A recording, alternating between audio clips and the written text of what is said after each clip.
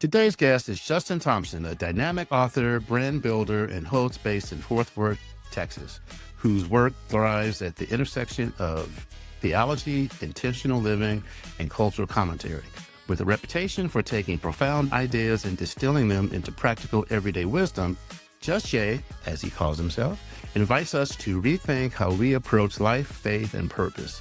His book, Eternity in Real Time, A Common Sense Approach to Christianity, challenges the notion that eternity is something distant and makes the case that the present moment is sacred ground, free of religious jargon, but rich in meaning. As the founder of Good Woods, I'm going to go ahead and push that out too, a handcrafted walnut wood smoking accessory brand, Just Jay embodies the philosophy, how you do anything is how you do everything, weaving intentionality and craftsmanship into both life and business. Today, he's bringing his unique perspective on masculinity, spirituality, and living a purpose-driven life to help our audience of men over 40 to rebuild, rediscover, and thrive after divorce. If you're ready to go deep, Just Jay is the guest for you. Just Jay, thanks for coming on the show. I appreciate it. Tell a little bit about yourself, and I've got some questions for you. All right. No, thanks for having me. First and foremost, it is an honor to be here. I can check it off my bucket list. Now, I've been on the Don't Pick the Scab podcast. I'm knocking things out this year. This is my year. My name is Just Jay. My name is Justin. I'm affectionately known by Just Jay or Mr. Goodwoods because I created the Goodwoods brand. I'm out of Fort Worth, originally from Jackson, Mississippi. I'm an author. I'm a former church elder. I'm a certified sex therapy practitioner, not a therapist. I want to get it clear, but a sex therapy practitioner I am. But most of all, I think, and I've been an educator, I've been lots of things, but most of all, I think I'm a man who has watched the life that he built come apart twice and rebuilt it anyway. I think that's really who I am. That's really where I want to speak from tonight. Okay. So your book, Eternity in Real Time, argues that eternity is already happening. How can this perspective help men recovering from divorce live more fully in the present? So I grew up in church, and I grew up in a Pentecostal church, and but I think this part of church is pretty much germane to all, and that is this idea that it'll be greater later, right? That, yeah, suck it up, buttercup, it's tough now, it'll be greater later, just get by in this moment for the forever that's coming. And what I have found through research and reading, and honestly, through life experience, is my best approach to life is to live like I'm already in the eternity that I want, and to show up for that existence, right? So eternity in real time is really about being, again, very intentional. Because honestly, if I imagined myself, if I thought of myself, not imagine, but if I realized that I am spiritual being having a human experience, I am an eternal energy with consciousness and awareness that is moving through time, right? Or not even really moving through time. I'm just particularly focused on time right now. If I look at it that way, and I look at myself as my real self, my inner self, as the player of the game and not the character in the game, then I move the pieces a lot differently. Then what used to move my piece doesn't move my piece by instinct anymore, because now I'm in control. I've stepped back a level, or better yet, I've stepped up a level. So eternity in real time is really about learning how to shift our perspective of the moment, to realize that the moment is as big as we make it, and that every moment is meant to make us grow, and that by growing and building and deepening our consciousness, everything that we face will transcend. But it all starts. So is it almost like you don't wait for the building blocks to build themselves, you start building now? Yes. You don't, for our society, probably the global culture right now, has absorbed and accepted the doctrine of proving. You got to prove you're a man. You got to prove you're an earner. You got to prove you're a good father. You got to prove you're a good son. You got to prove you're good at whatever your job is, or great in sports and athletic, or in shape, or smart, or whatever. And everybody is at this position where they're being asked to prove something. And what I realized was, again, when you take yourself out of the position of the game piece and you become the player, you realize you have nothing to prove except to yourself. So then proving becomes more about improving, right? So it's less about meeting this deadline for other people's perception in terms of my healing, in terms of my growth, in terms of anything. And it's more about just making sure that every day I just build. Even if it's just 1% more. If I'm intentional about improving, I don't have to worry about proving, because what I present will speak for itself. And even if it doesn't, here's the catch. Even if it doesn't, and even if it's misunderstood, it doesn't matter, because you know what you built, because you built it intentionally and you built it to improve yourself. That takes so much weight off. That takes so much weight off. So as long as you're going forward. As long as you're going forward and you're holding your being in stillness, going forward in time, but holding your being in stillness. In other words, so I read this book called The Oddities of Time. And I think it was my first time reading it styled in this way, but I don't think it's an original idea. But here's the idea. There is only the present. There is no past. There is no future. There is only the present. And the present extends beyond the horizon in either direction. Our past is a construct. Our past is simply the way we separate versions of our present. Because you're a podcaster. You've been a podcaster for years, almost 10 years now, right? Yep. So one could say he was a podcaster in the past, but that's their arbitrary line that they're drawing.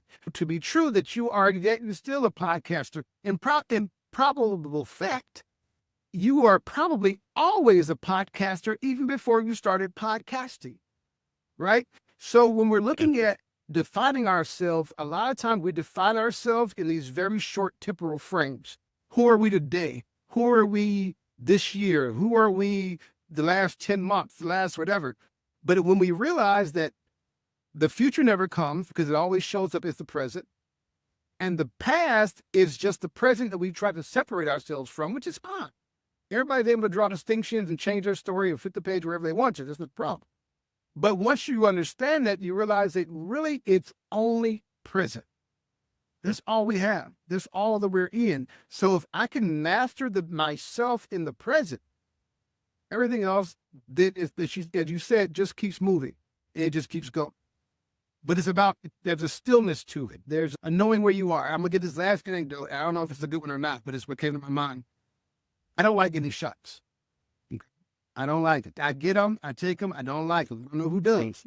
There's got to be somebody out there who's, I don't know. He's got to be somebody. But here's how I dealt with the shot. One day I went in and I said, you know what? I am not this body. Not Jay. And I named this person Jay, but the being that I am is not this body. So is this person about to stick this needle into this body? The body's going to feel pain, but I'm not hurt. The part of me, that exists, that is that energy, because energy can't be created or destroyed, right? It only changes form. That's right. So the part of me that is conscious energy is not being hurt by this. It's not. But it is if I can't separate the two. See what I'm saying? It goes back to separating ourselves from being the game character on the screen and the person holding the control. Gotcha. So I'm going to tell all my patients next time I see them, you need to separate the pain from the body. See what happens. Yeah, realize you They might not appreciate it, though. You might have to ease them here. That's pushback. Trust me. Those men struggling with their faith after the divorce, where do you recommend they start rebuilding that relationship with God or spirituality? How can they rebuild that? I think the first thing that we have to deal with, and having been there, is disappointment. And because the disappointment, if we don't deal with it, and because we think that when we get married, we're like, hey, this is God's blessing on my life. And we envision all these years to come and stories and activities and growing old and all of these things that we envisioned, that had we not envisioned them, had we not thought they were possible, we wouldn't have gotten married, right? So we feel like God gave us something. And then we get divorced. And we're like, somebody lied. Something is off. Either I misunderstood, which means now I got a problem with my relationship with God, or God let me think this was good and it's not, which means now I got a problem with my relationship with God, right? And that anger that comes from disappointment can drive us to all sorts of places. I think the first thing a man has to do after a divorce is accept that he is still traveling through this world with God's speed. I call it light speed. God is light, I call it light speed. He's still traveling at light speed. You cannot afford to drop. The tendency is to drop out into despair, and I get it. It's natural. In rebuilding, which is what surviving a divorce requires, in rebuilding, what must first be rebuilt is our sense of self. And a lot of us draw our sense of self from our sense of faith, because that's our purpose. That's our place in the universe, right? So I think the first thing I would recommend to these people is this. Understand that God did not do you dirty. Okay? No, it feels like it. And understand that you didn't necessarily miss God. Just understand, it's really just the fact that we only learn from adversity. Our muscles only get stronger from resistance.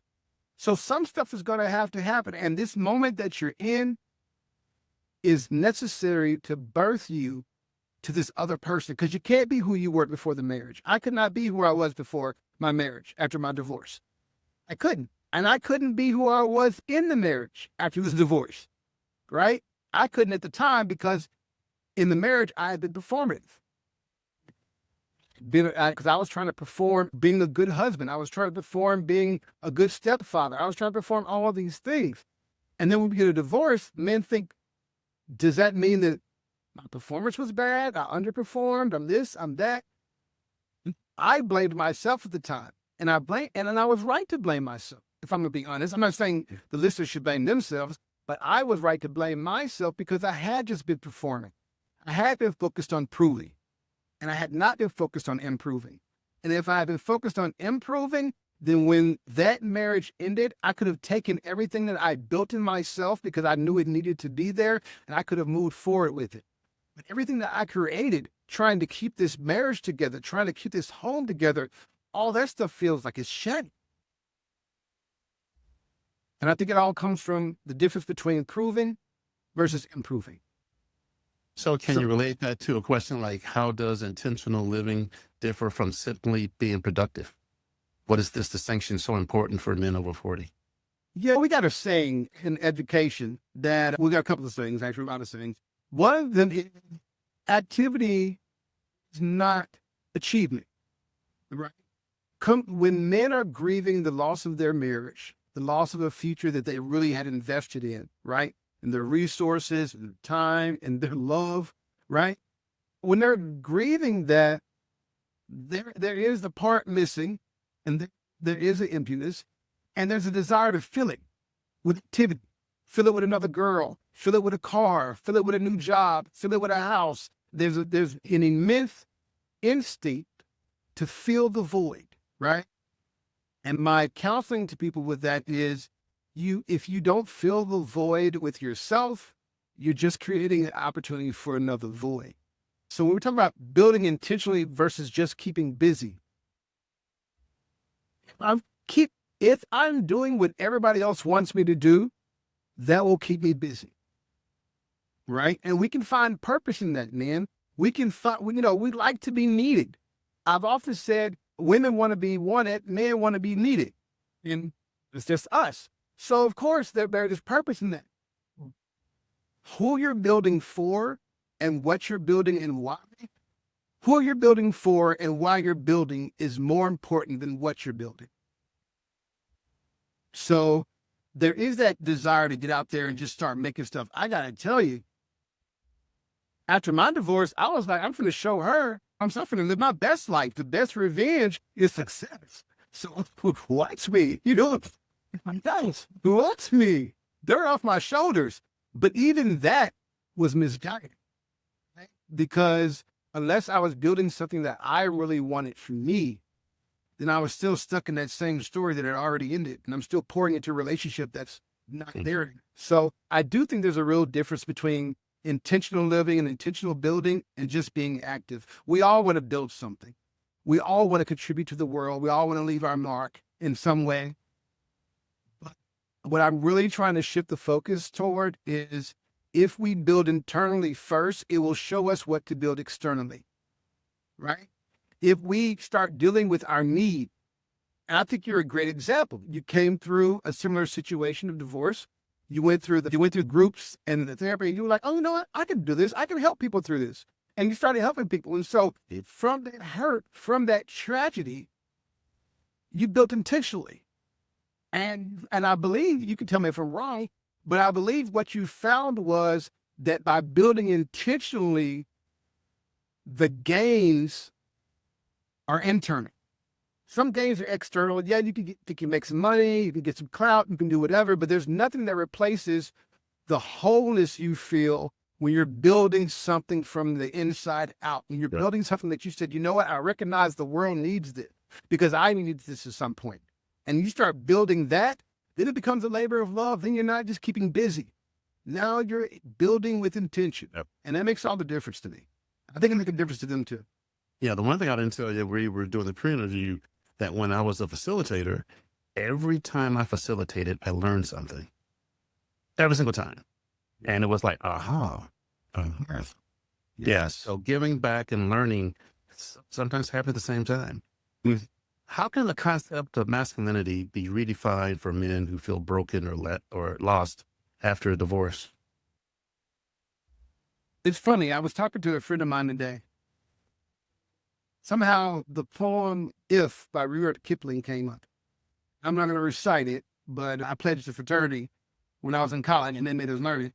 But it's a great poem. And at the end of the poem, he says, if you could fill the unforgiving minute with 60 seconds worth of distance run, yours is the earth and all that's in it. And what's more, you'll be a man, my son. The poem has 4 stanzas, but each stanza talks about the idea of people doubting you, the idea of people lying on you, people misunderstanding you, people kicking over your sandcastle, you throwing your everything into something, maybe it's a relationship, a marriage, a job or something, and losing it all and having to start from scratch. I think for men, I would say, we're told our masculinity is supposed to be performative. We're told that we have to perform it so people can see it, right? Somebody looks at my girl, I'm like, hey, what you looking at?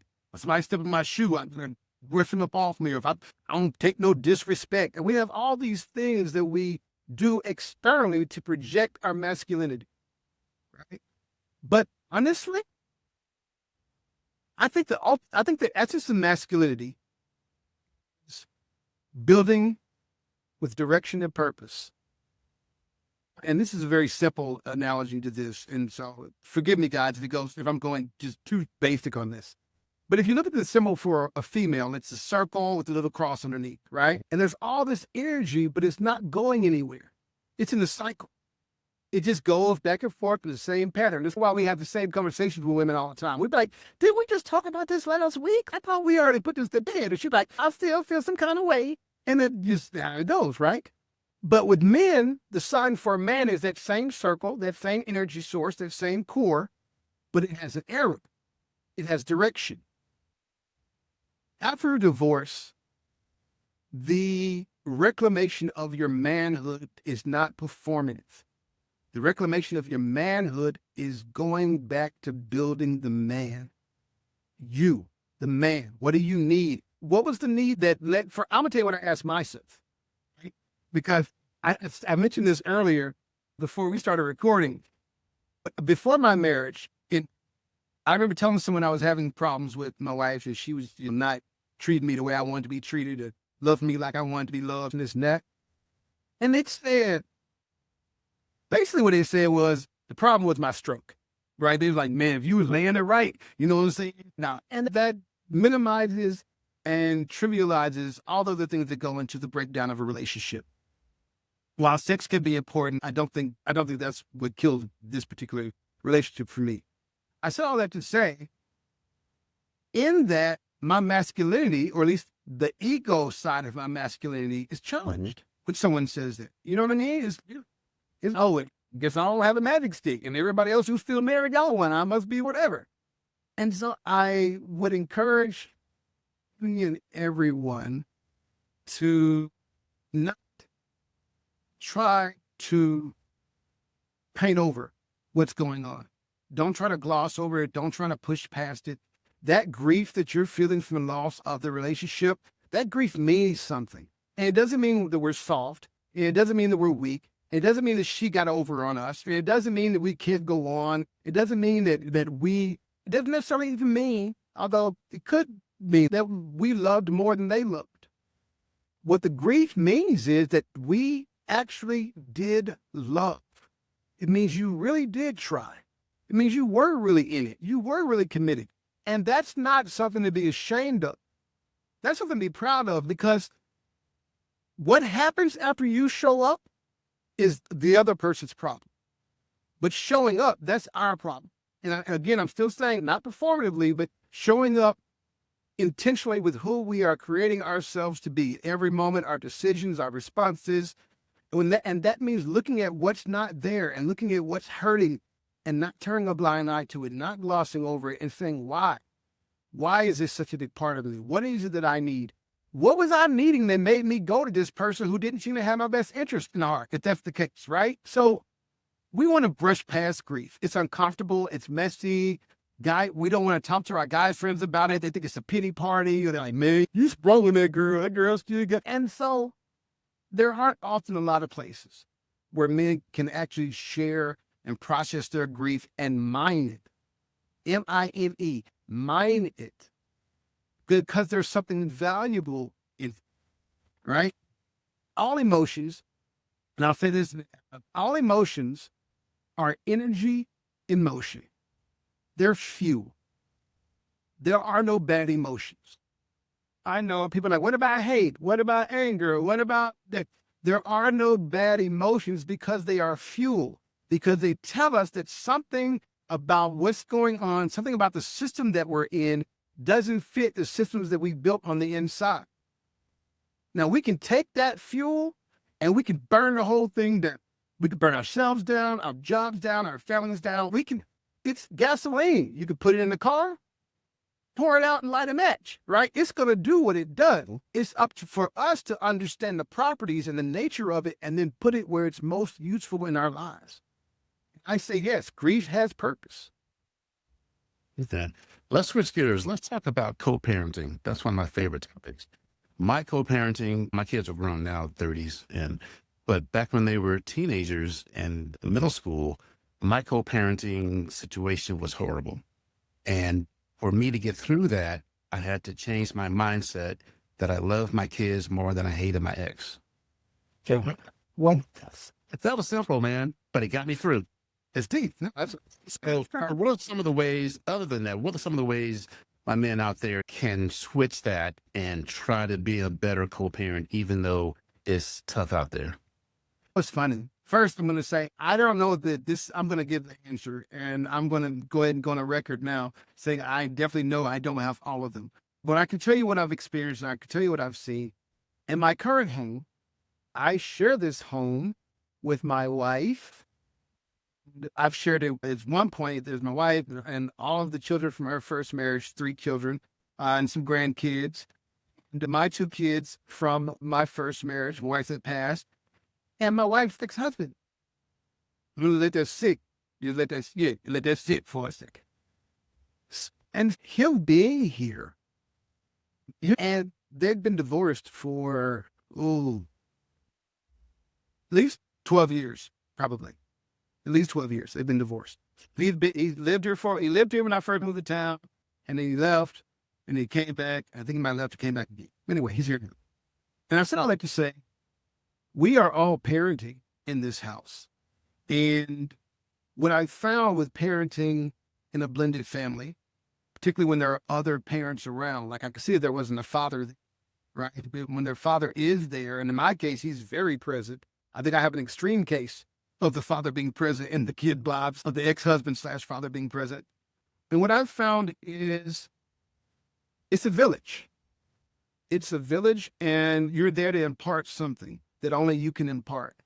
And so back to this performing thing, because I guess it's a big thing. I see it everywhere. There is a part of my ego that can say, I want you to call me. I've seen it happen. I've seen guys, and I want you to call me dad. And I want you to, you answer to me. You do. And I took a different approach. I just showed up as me. And I gave them fatherly advice when they asked. I gave them assistance when they needed. And so I showed up in a way that wasn't to say I'm your dad. It was to say, these are the qualities that I bring as a person. These are the things I'm offering to you because I cared.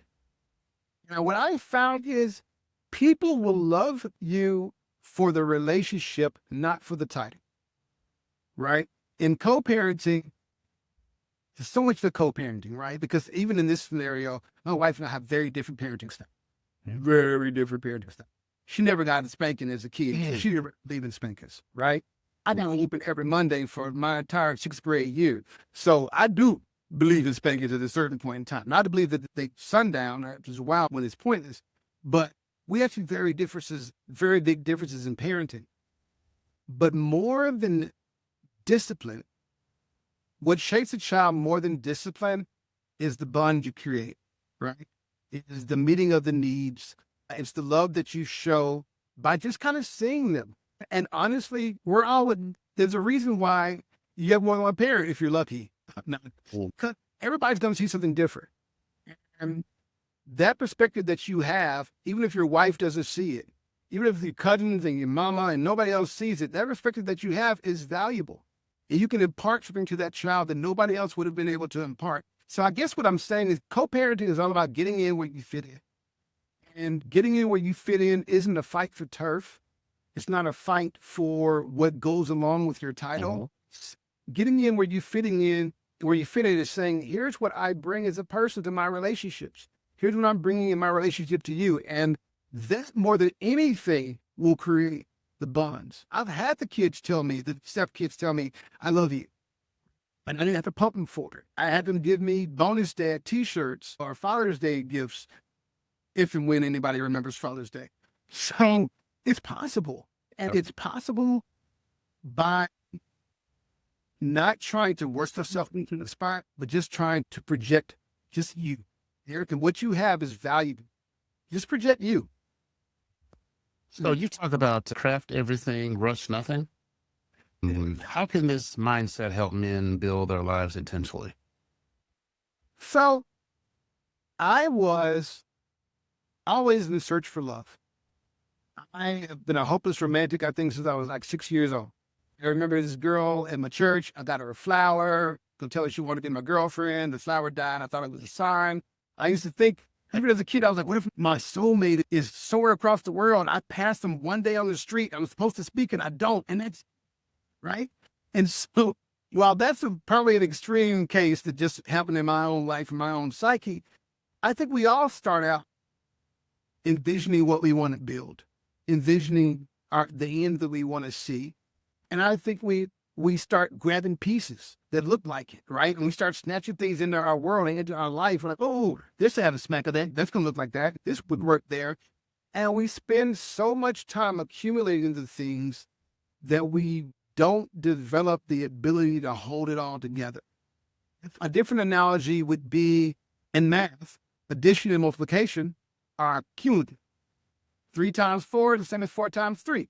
3 plus 7 is the same as 4 plus. 3 plus 7 is the same as 7 plus 3.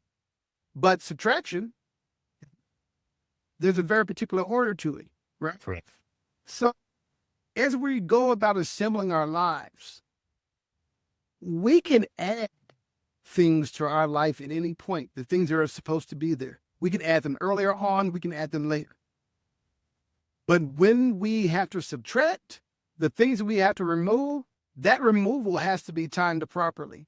So I said that to say, when we are trying to build intentionally and we're trying to build our lives, there's a tendency to grab all the pieces instead of asking ourselves, what kind of person is this life going to require me to be?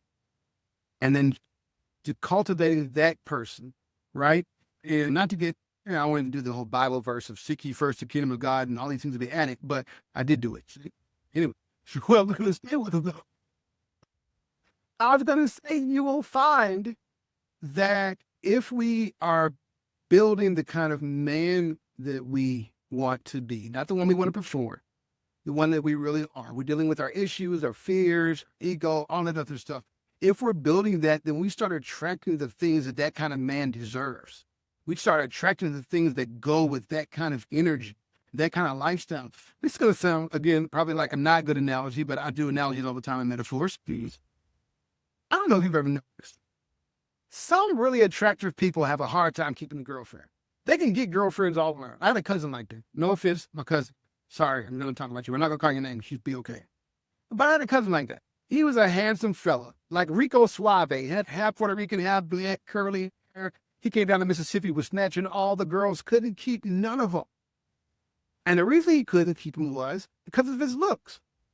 Light skin and good hair. He got it. And he was like Puerto Rican when he wanted to be. So he had that.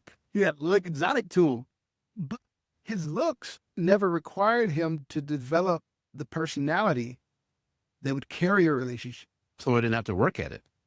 He didn't have to work at it. And because he didn't have to work at hewing in and sticking in with that woman and understanding her and getting on that vibe, he didn't learn to. And because he didn't learn to, he could get them, but he couldn't keep them. Surface. And that's my analogy for this idea of just building and trying to smash our lives together without making sure that we are intentionally building the kind of character that can manage it. Not just that it deserves it, but that can manage it. So early in the answer, you were talking about dating and this and the other, and I was thinking pedal pushers up in the balcony of the church. Do you love me? Yes or no? Yeah. Think enough to think of couple. All right. Let's talk about Goodwoods. Goodwoods is built on the notion that how you do anything is how you do everything. How does this apply to men trying to discover their purpose after divorce? So I used to shoot rifles, air rifles in high school. I was in the JROTC program. We were a nationally competing team, did well, whatever. One of the things I learned is, and they also said this on the movie, The Patriot, I think, with Mel Gibson. He's telling his son, he says, aim small, miss small. I use it for everything now. I use it for when I play pool. I use it for everything.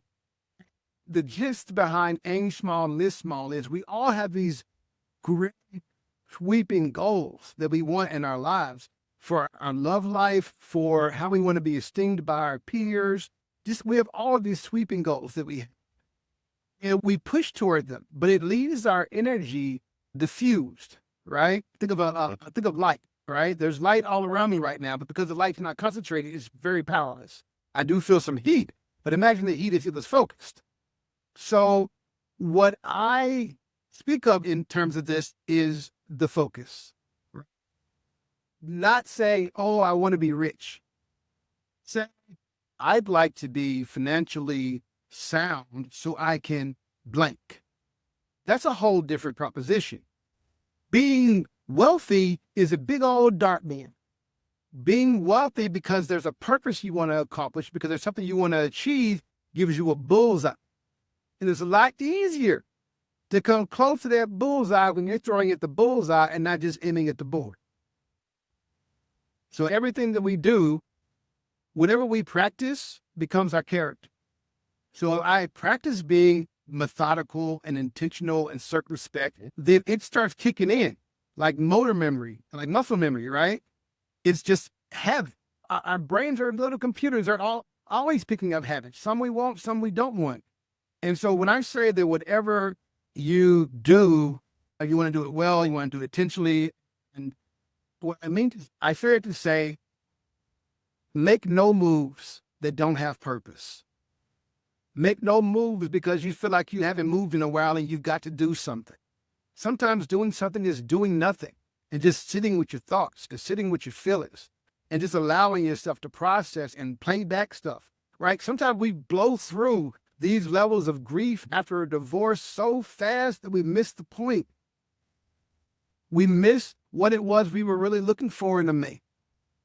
We missed what we should have seen, the signs that we should have seen in the mate who we just left. And we, most importantly, we're likely to miss why we missed those. Was it that we were really trying to, what was it that we wanted to see so bad we ignored what was there? Yeah. I think I went all the way around, but to say this idea of being in the constant present allows us to focus in the moment, allows us to be very present in the moment without being controlled or contained. And once we are present in the moment while still being above it as a player and not a piece, then it's easier to see how things lay out. Then it's easier to start putting things in place where they should go. If we practice just moving, if we practice just performing, whatever we practice, that's what we're going to be good at. Gotcha. All right, Just Jay, my men have about a half hour attention span, but I'm going to ask you one more question. So take that dart and that dartboard, and you got one thing to impart to my men. What would it be? What's that zero? What are you going to tell them? Do not let anyone define your masculinity. Definitely do not allow your circumstances to define your masculinity or your manhood. And the fact that there's a divorce does not mean that you are less than, or it doesn't mean that you were weighted and found wanting. It could be that you guys outgrew each other. It could be that it was for a season. But the thing to remember about all of this is that if something has left your life, it's because it no longer has a place there for whatever reason. And fill that place with yourself. I have an idea, I would say. It is called building consciousness through depth, right? And depth means that I look at what's going on, I discern it, right? And then I engage it, right? And then I begin to practice this new idea. I look at my behaviors and I say, what does it say about me? And then I engage that and I shift it. And once I shift it, I begin to practice that. And once I practice that, it becomes part of my being, it becomes part of my personality and my consciousness, my very essence, who I am as a person is broadened. It's not because I'm super smart. Any of us can do it, and we can do it every moment. You can start tomorrow. You can start today. You can start as soon as you log on to this podcast. Somebody's going to come to you with something, maybe something from the past, something about your future. Stay in the present. Be intentional about who you want to be in this moment and who you need to be and who you'd be proud to be in that moment. And just be from moment to moment. Guarantee you'll make it to the future if it existed. All right. We're not going to call that a mic drop. We'll call that a bullseye.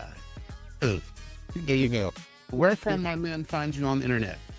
And I'll have the best place to find me is mrgoodwoods.com. It's MRGUDWUDZ.com. I'm also on Substack. I have a Substack called Eternity in Real Time. But honestly, the best place to find me is mrgoodwoods.com. You can get a link to my book from there. You can get to the Substack from there. You can get to the podcast from there. All things are at mrgoodwoods.com. All right. And we'll have all those in the show notes and go from there. But hey, this was fun. You never know how it's going to turn out. And man, like I told you before, this was awesome. But you were very interesting. And we're going to do it, for sure. But take your time and hold on the mic for a second.